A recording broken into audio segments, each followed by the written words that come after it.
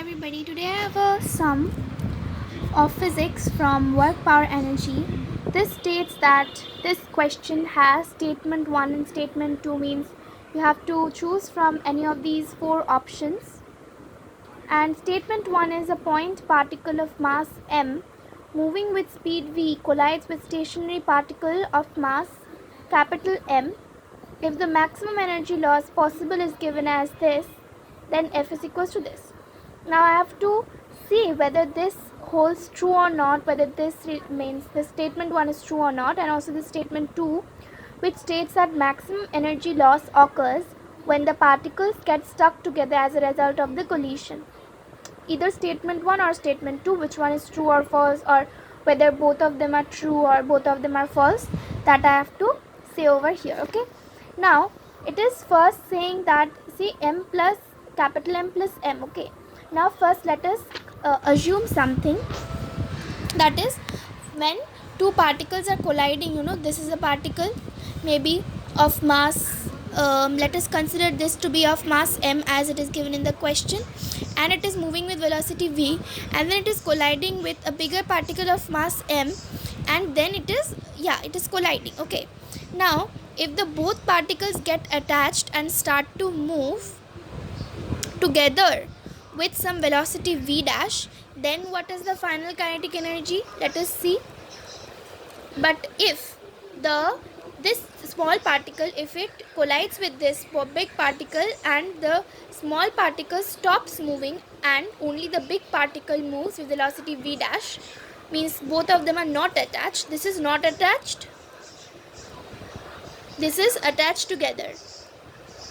Okay, then we will see what is the final kinetic energy for only the big particle, because the small particle has stopped moving. Okay, now what is loss in kinetic energy? What is loss in energy during collision? It is final Ke minus it is initial Ke. Okay, so we are going to assume something. Let the mass of the first particle be 2 kg, mass of second particle be let us assume 5 kg. Okay, let us assume it is 5 kg. Let us assume this is moving with velocity 10 meter per second, the first particle. Okay, first particle is moving with velocity 10 meter per second. Now if they collide, if both of them collide, 2 kg and 5 kg, then according to the conservation, you can take any number. Okay, you can do it any number, you will get the same result according to the conservation of momentum. You can do it mentally also, which will help you a lot to save time. So this is m into v equals to m into v. We will first do, then we will do m into v, sorry, this v dash, m plus m into v dash. I hope you are understanding. Here only one particle is moving, that is the m particle, bigger particle is moving. Here both the particles are getting attached together and then moving together. Okay, they are moving together. Here it is only a single particle, bigger particle is moving. Now here what is m? M is 2 into 10, here 5 into v dash. What is v dash? It is 4 meter per second. Here let us see, 2 into 10, then it is m plus m, 5 plus 2 is 7 we get, so 7 into v dash. Now what do we get as v dash? 20 by 7. 20 by 7 we are getting 2.85 meter per second. Okay, now in this case let us check the final Ke. We have got the final speed of this m particle. Final Ke is equals to half into only 5. Okay, only 5, because only 5 we are considering, only this mass only, capital mass, into 4 into 4. What we are getting? 40 meter per second. But here what we are getting? Final K is equals to half into 7. 5, 6, 7 into 2.85 into 2.85. We get 28.42, which is bigger. This one is bigger. Now let us see the initial kinetic energy. What is the initial kinetic energy? I can find out half into m, that is 2, that is the initial mass over here, into 10 into 10. What do we get? Initial we get as 100. What have I written here? Why have I written meter per second? So sorry guys. Now, what is the loss? For first case, the loss is 100 minus 40 equals to 60 joule. Loss is, in second case, the loss is 100 minus 28.42, which is 71.58 joule. So as it is 71.58 joule, which is greater, this one is greater, so it is becoming, so loss in energy is becoming greater when both the masses are combined, means both the masses are moving together. Means statement 2 is true, which is stating that maximum loss, energy loss occurs when the particle gets stuck together. Now the first statement is stating the loss in energy's formula, right? Loss in energy's formula is F equals to, let me see, yeah. Loss in energy's formula is F is equals to half into M into F V squared, and it has said F is equals to M by M plus N.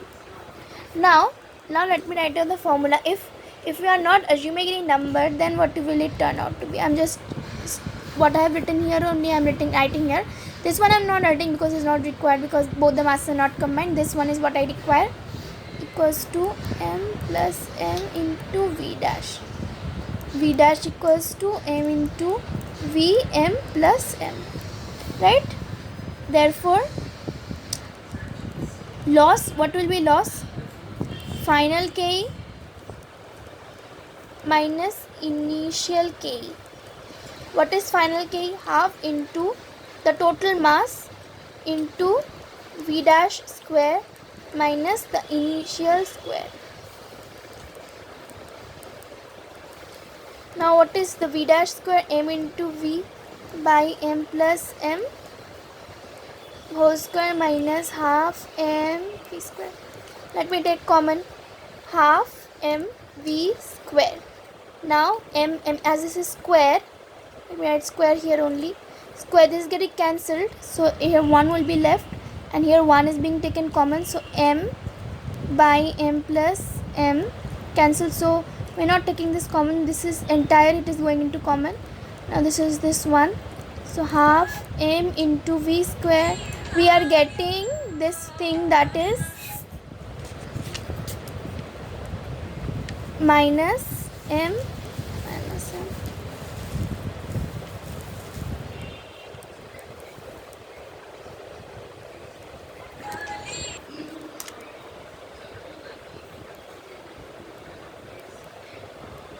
Okay, now you might ask this question that why is this minus M? So you see, this is smaller than this. Like here we found out that final Ke is smaller than initial Ke, right? It's smaller than 100 joule. Therefore we would have to do 40 minus 100, that will be minus 60. 28.42 minus 100, that will be minus this one. So in this case we have to do initial minus final, so the minus will be gone.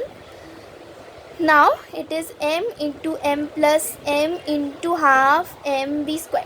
Now this we can consider as F, because see, where I have written this one, half M V square is already there here. Now F is equals to this part, but what is given in the question, that F is equals to small m by capital M plus small m. So here it is given small m, but it should be capital M. So the first means the right is capital M, but it is given small m. So the first option is wrong. Therefore, what will be the correct option? Correct option will be the D option, that is statement 1 is false, but statement 2 is true. As it is universally true, you should always remember this, so that during exams it is easier for you to keep this option as true. You can also use it in other questions if it arrives.